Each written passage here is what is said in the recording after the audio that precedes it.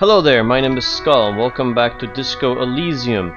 Last time we have done a couple of things. We have investigated the victim's body, found out who he was, or what the conditions he had on preliminary examination, and now we have contacted our station to call in that we've need some payment for our damages, which they won't give us, and we need to track down our badge and gun that are now missing. Don't know how. We're gonna look for those. Now, there's a couple of things we could do here, and I've been thinking through like what we should do next. And to get the boy down, also have to get the boy down at some point. We need to ask for Everard Claire's help, where we have to access the harbor. Now, as far as I think, the harbor's up north or east, I believe. That I'll have to remember where it was. So yeah, let's see what we need to do next. I think we can either call Sylvie so we can ask about the calling of the crime scene. We can ask Kim about what's going on. We can also open that trash container. Maybe they might have something. Apologies for my thinking. Let's talk with Kim. Yes? Actually, no, before we talk to Kim, there was a toolbox in the car. Let's continue investigating the car. There's a toolbox I did not pick up that I was gonna pick this up. Let's pull out toolbox. A metallic drawer slides out from under the seat and clicks into place. The tools inside are neatly organized.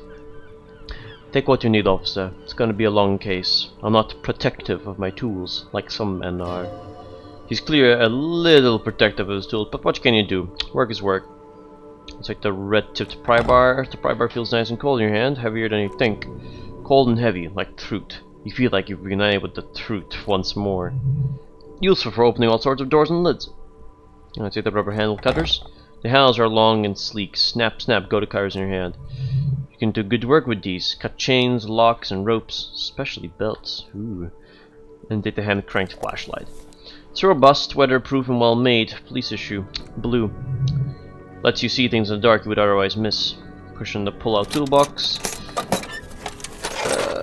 I think we're good with those. We don't need to use our car at the moment. You have new things. So we got a pry bar, chain cutters, and a flashlight. What's it? The pry bar and the flashlight. Ooh, I love that. That is actually pretty cool, I have to say. Actually, we have the pry bar. We can actually pry open that container, and you know what? They're cops. Let's go and we don't have to ask the really right guys, because that guy is doesn't really like us, and who would give a crap if a trash container has been opened up?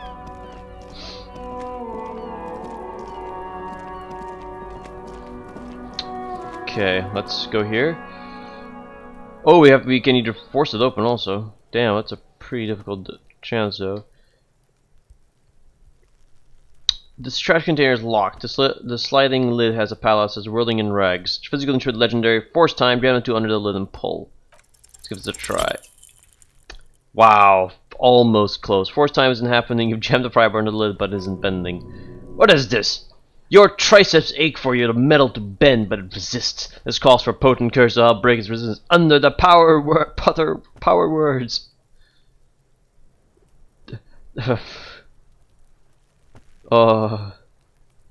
Take the container. Ouch! That's gotta hurt. The unsatisfying, hurtful, ringing sound would not quite hold us. This mechanic seems to be full of itself. Content happy you failed. The snickering trash container is having a grand old time. The F kind of metal is this effing shit. The quality of metal is not the problem. From what I see, it's sturdy enough. He's enjoying your little failure. He finds it amusing. He's reveling in the sweaty rage on your face. That's it. I can't pry it open. Let's have some magic of the key. This is clearly not working. Okay. Oh well. Well, I guess I'll keep this. I'll take the pry bar so we don't have to like put the flashlight in his face.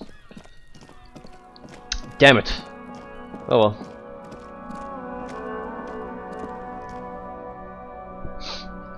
Can drink some water. Excuse me. Alright, I have to ask the manager here. Hello, man. Can I help you?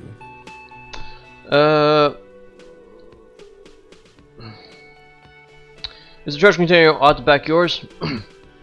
Mine? No, belongs to the ruling rags. Thank you for clearing that up. Why do you keep the container locked? Why? To keep hobos and drunks out, that's why. And the neighbors too. They put their trash there and they don't pay for the garbage company. I thought as much. And are you the only party with access to the trash container? Well, yes, us and the garbage disposal company. Rhetoric. Seems a little callous, doesn't it? Something stirs in you. I wonder what this feeling is. Prod at them and find out. Well, doesn't it seem callous to you, guarding even your leftovers from the poor? Callous? What are you, Krasmasov? Almost all establishments in Revachel keep their trash locked. The Whirling in Rag is not special in that regard. Well, we need those keys. What do you need them for? It concerns the case. Lieutenant's voice is harsh and sudden. Please cooperate. He takes the keys from under the counter and hands them to you. Just bring them back once you're done. Well, that's all we needed.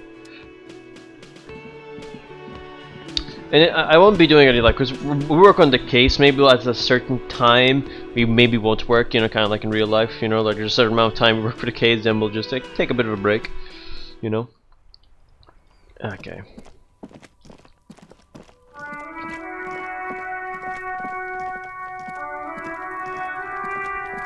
Now I got the keys, now we can open this up. Alrighty, let's open the padlock with the key. With a well-oiled crack, the lock pops open. It should not be possible to simply raise the lid. Don't. Maybe you shouldn't. And now open the lid. Hey, open the trash container. Excuse me. The smell of rotten food rises to greet you. Hello, food. You see soggy cartons, dirty rags, and organic waste. We're just in time. The lieutenant peers in. This hasn't been empty for over a week. Look under the box of carton. You see milk, an egg rest with one broken egg in it, some pasta wrapper. Picking up the soggy packages somehow feels familiar. You've done this before. The movements are recorded in your elbows, metallurgy in your fingers. You're used to this. Used to what? Dumpster diving? No, searching for evidence in the trash, dumma. Dive further then. A box falls into pieces in your hands. But this stays soliel with cereal. There are plastic pasta packages below and turbo noodles. Nothing of note, however. Pick at the rags. Among the Tedbear kitchen towels, something catches your eye. A pair of denim trousers? As the legs of the slime-covered jeans begin to unspool from the garbage, a rank corpse smell fills the air. The victim's clothes? Lieutenant smells them. Cadaverine odor is faint. If these belong to the deceased, they were removed when he was still in the early stages of decay. Lieutenant produces a black plastic bag marked evidence from his pocket. Drop them in your officer. Back the trousers. King quickly searches the jeans. Guitar marked blue jeans. Pockets empty, or emptied. He wore them with a belt, too. A wild belt. The loops appear stretched, but... He looks into the container. The belt is missing, that's it. Do you see anything else in there? I have another bag here. Something slime catches your eye. Reach for it. A drab long-sleeve shirt, olive colored, appears from the food waste, dripping with pus. Bag the shirt. This is a military type overgarment. No label or serial number. This is the kind of ripped knit shirt that's worn over light armor to conceal it in an urban scenario. He notes to himself. Anything more? There's the rags are just kitchen variety waste. A yellow old mug that catches your eye, but other than that. Thrown out towel, a mug, that's all. Who put the clothes in the trash? Alright. We should go to God again and ask if he knows who put the clothes in the trash. It could be as simple as someone from the hostel culling the yard, or that one. Don't store the red-haired body behind him. I advise against confronting that force. You think someone from the whirling might have been involved maybe? Not really. All we know is the victim's clothes are in the trash, the lid was locked, and the establishment had the key. It's just a small, loose thread. Yeah, we need to ask kids who put them here, maybe. The F he's on about? Kids? The one behind the fence yells. You hear that, Kuno? He thinks you're an infant or something. See? Okay. Lieutenant nods and looks back into the trash container. Let's search the food waste. It's just organic waste, cold and slime on your hands, apple and potato peels mostly, unidentified sludge, and the occasional chicken bone thrown for good measure. But hey, nothing. It's nothing. Nothing more to see here. What's this? What? A blue piece of plastic sticks out from the apple peels. It's shiny. Looks like the corner of something. Pick it out. Something larger. A clipboard. A blue plastic clipboard with moist papers hanging from it. They look badly damaged, but you can still make out forms and notes, written in the man's handwriting. Officer, is that your paperwork? Oh, paperwork. What the fuck did I say there? I don't know what this is. It is. Look. He points to the clipboard. The plastic has the RCM street grid on it. You'd even got an autopsy form in there. A miserable looking slip of paper sticks to the board. If you don't mind me asking, how did this get into the trash? Must have been grabbed.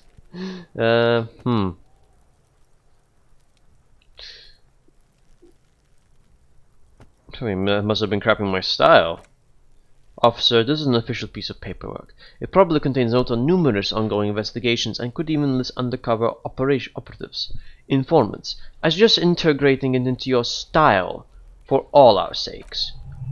Easier said than done. How could this pathetic cabbage of copy paper and plastic even become Tres Disco? Okay, I'll do that. Read the ledger and name the case. It would also not hurt to start taking notes on the case. He pushed into the trash where soggy cartons and rags stink uninvitingly. Now tell me what your eagle eyes see, or are we finished? Some items, such as the ledger you found, are interactable. Go to your inventory and find the interactable tab to read your paperwork. Well, the mug. I'm getting that mug too. You pick out the broken mug with an oddly racist description of the yellow man and the frolicking in saffron. An antique? Only in the social sensibility. Okay, we'll take the mug. The man briefly glances at the mug, then returns his side to the trash. Close the lid. The container sounds a muffled gong. That's one thing off the list. The lieutenant sounds relieved. I think we got it all. As you turn, a bright light catches your eye, making you squint. Where's it coming from? From a distant sunset, a stage light, flash photography, nowhere in particular. It's just what superstar law officers do. They squint at lights, and they solve shit.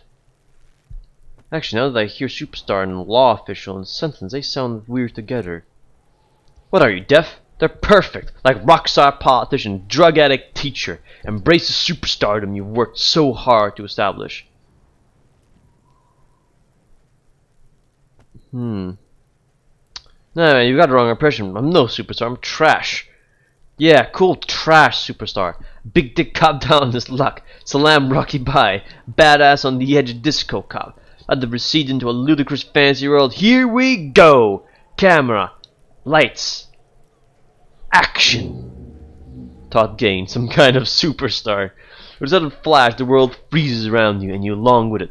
In an iconic monochrome solution, a black silhouette against a rasterized orange world. It's on. Okay, that sounds cringe. Oh, that's so cringe. That feels a little bit cringe. Okay, we've got some new stuff we'll check out, and now we have a new thought that we can do.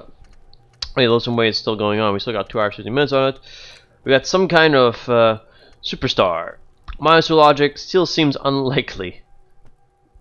First, let's make it absolutely clear. No one is saying you're an actual superstar. It's the gropius and cocaine riddled with hepatitis C strikes a ludicrous pose with a mic kind of way. You're not Gilliman Lamillion or David Dewis, no. You're a metaphorical superstar. You bring that rock and roll authenticity and a passion to a line of work that where people don't expect or want to see it. Where some would say it doesn't belong excuse me. Where some would say it doesn't belong law enforcement. Guess we'll internalize that for now.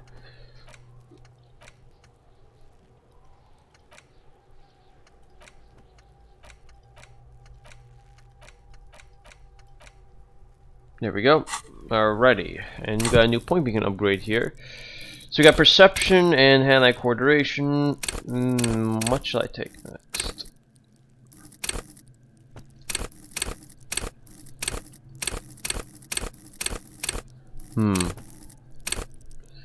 I wonder. I don't want to upgrade anything in intelligence. That just feels wrong at the moment.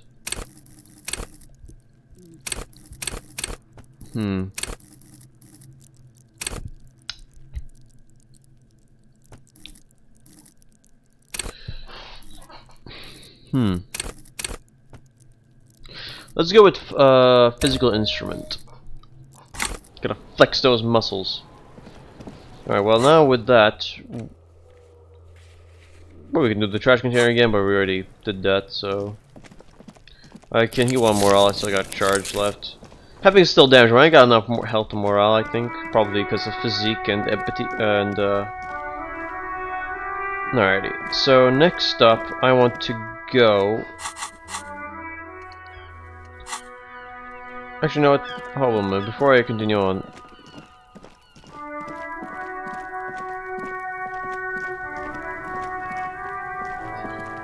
Let's open my inventory and interact with the damaged ledger. Let's see what we got here. This ledger you found in the trash, a pitiful cabbage of white and yellow papers hanging from plastic board barely held together by a metal clip. The sad display is made complete by the faint smell of urinal cleaner. Ugh! That is not no bueno, man. Anything else? There's a piece of toilet paper, or is it clean tissue? Ah, no, it's toilet paper. Desperately sticking to the back of the blue plastic clipboard. It's a metaphor. For you. Below the pathetic terror. Do not look into its blue heart. Inspect the toilet paper. Just toilet paper sticking to the back of the plastic clipboard. You can take it off if you want. Oh yeah, let's take off the toilet paper. Still wet, the toilet paper peels off plastic easily. All I have to do is shake it off your finger and voila! The ledger now looks marginally better. Inspect the clip.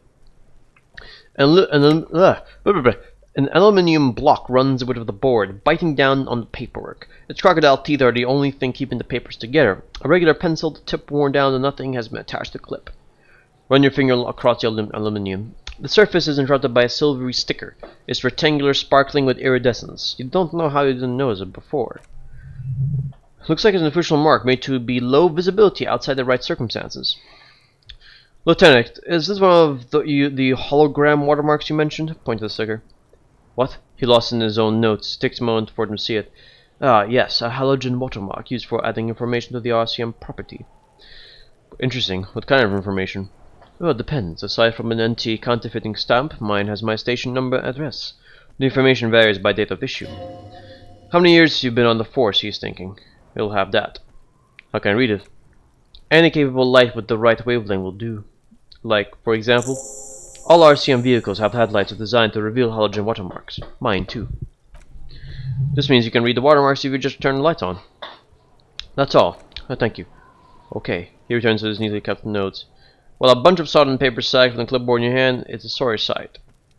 Let's browse the white papers. They're not exactly white. They're yellowed in patches by sunlight and alcohol and covered in dense blue handwriting. Ink escapes into watercolored patterns, reaching its tendrils across entire pages. The paper itself is checkered with faint red lines, forming short paragraphs. Once in a while, there is a red stamp that exclaims, "Case files, commit to paper." The case files themselves are plenty. You count more than 100 sodden, crumpled-up, earmarked pages falling apart in your hands. They appear to be sufficiently organized and extremely dense, if mostly legible. What is in there? What are they about? Work, strife, poverty, the Jamrock Quarter. These are handwritten logs of investigations dating back to January 51, this year. The exact number is hard to estimate, due to missing pages and an odd naming convention, but there are at least 20, maybe 30 cases, undertaken, not completed, mind you. There was mention of a naming convention here? Yes, it appears you employ a, shall we say, robust yet literary system. Each investigation has its case number written by the margins, yet still more tellingly, most are accompanied by a name. Oh my, they're written in capital letters too. Yes, all caps. One is called The Next World Mural, and another, The Square Bullet Hole Murders. Another yet, The Unsolvable Case. That's interesting. More?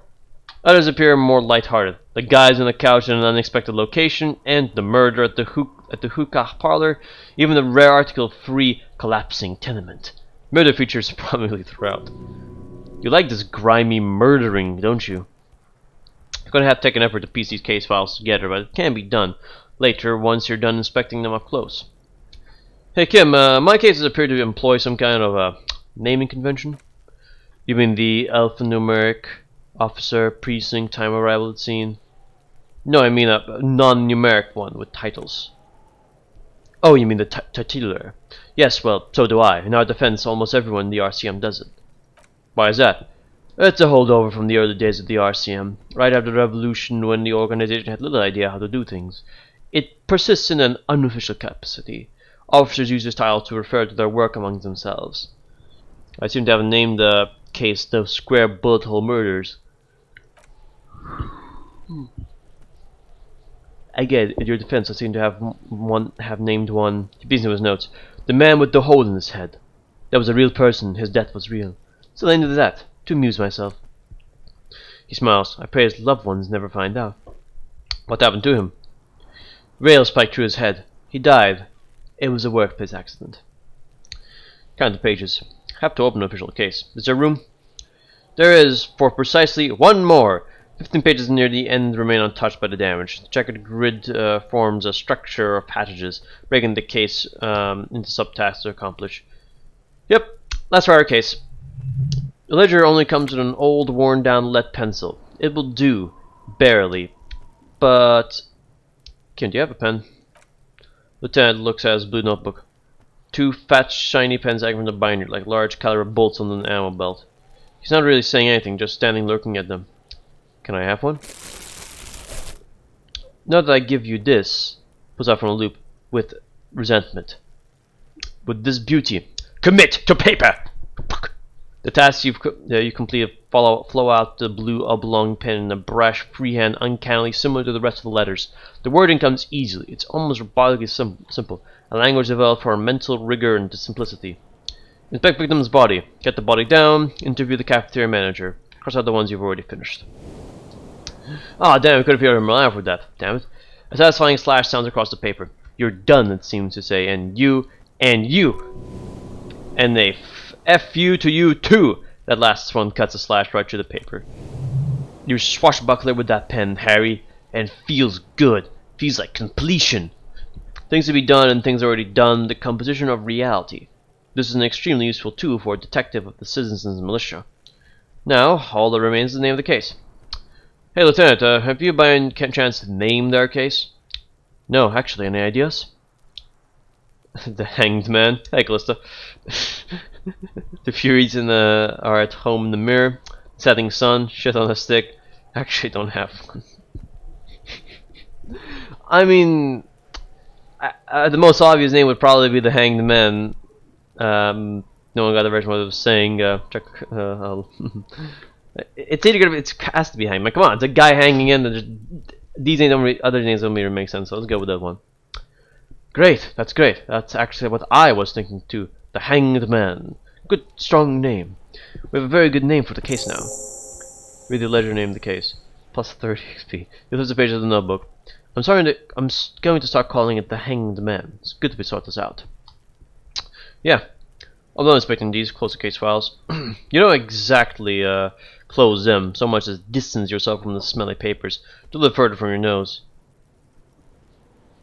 Can I read the case files now? It's possible, yes. Easy. No, you need to come up with a small archaeological system to reorder the remains of your past work. At the moment, all they do is fall apart in your hands. Some dates in the numeric titular system is all you have. Just need to check something out. One moment. Alright, let's browse the yellow papers. In the back, you see thin translucent copier paper. Some neon yellow, some bright red, all covered in boxes, like marching armies. These look like official forms, waiting to be filled out. What types of forms are there? 3. The topmost are misconduct fines, the middle ones are station calls, and the bottommost are field autopsy forms. Each is easy enough to make sense of. Misconduct fine? A monetary penalization ranging from 20 to 50 real. Severe cases allow for 1,000 real, but that requires special paperwork. The details of issuing these fines are spread out over the rest of the fields. Station call.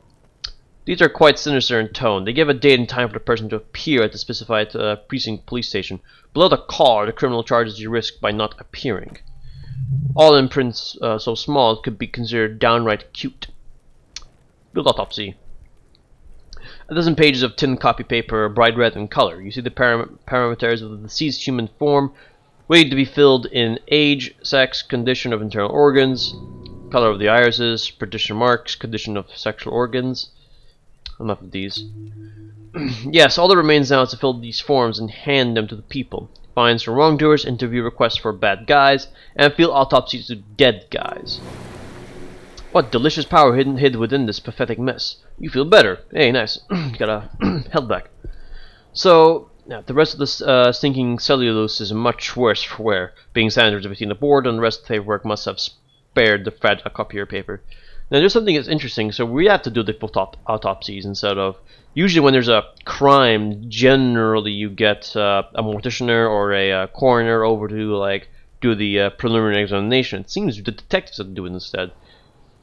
I mean, detectives still do that. It's still, you know, kind of interesting. Let's get the clipboard. It's made of dark blue plastic, hard enough to beat someone to submission with. The edges are rounded, however. The U4 size board feels like thick and heavy in your hand. Light shimmers on its wet surface. On the back, you see the embossed letters RCM. What did you say the color was? Blue. The blue heart. Don't look into it. Shake ledger. Something rattles inside, ever so slightly. Is there a hidden compartment? There's something small inside. Light? Made of paper, cardboard? Or dried flowers, perhaps? Peek inside. The plastic shimmers like lapis lazuli, but it is not see-through. You cannot see it to its center. How would I open it? Conclude. With your hands. With your hands? U4 size pages hang from the clip screwed to the top of the board. Let's try open the hidden compartment in it. Lonesome long way home. Let's try making a tracing roll. It's not what you end up doing. You squeeze the plastic to slide it open, but nothing happens. Then you bend it some, then crack it. The goddamn thing is stuck. A hot flash of rage comes over you. For a moment there, before it recedes, you feel as though you might just squeeze a tear of anger out of your duct. Makes you wonder, why? It's unjust, that's why. You can't even get to that thing anymore. The ledger quivers in your hand as it shakes the pages rustle. The pathetic mess suddenly afraid of you for some reason. No, we're not gonna smell the ledger. I think it smells like crap. Okay. We got a blue oblong pen now. Okay. Alrighty, so with that we got some...